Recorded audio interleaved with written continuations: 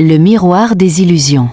Dans une grande ville africaine aux rues vibrantes de musique et de klaxons, Hawa, une jeune fille noire de 25 ans, entre chaque matin dans son établissement scolaire comme si tout lui appartenait.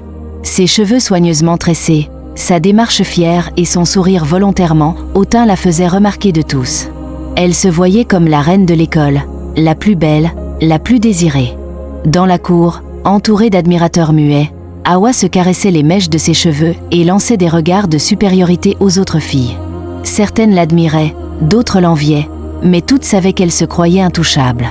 Son parfum fort et ses habits élégants en faisaient une ombre intimidante dans les couloirs.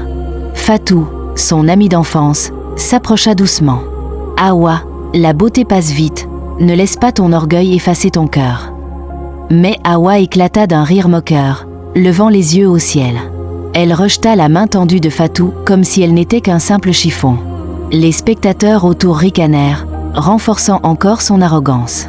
Un nouveau professeur, élégant et charismatique, fit son entrée dans la classe ce jour-là. Hawa, persuadée que son charme allait opérer, lui lança ses plus beaux sourires.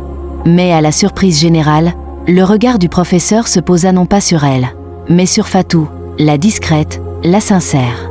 Le cœur d'Hawa se serra de jalousie. Une flamme qu'elle ne connaissait pas encore brûla en elle. Dans la salle, les élèves commençaient à chuchoter. « Elle n'est pas si spéciale finalement. » Hawa, pour la première fois, sentit l'indifférence des regards.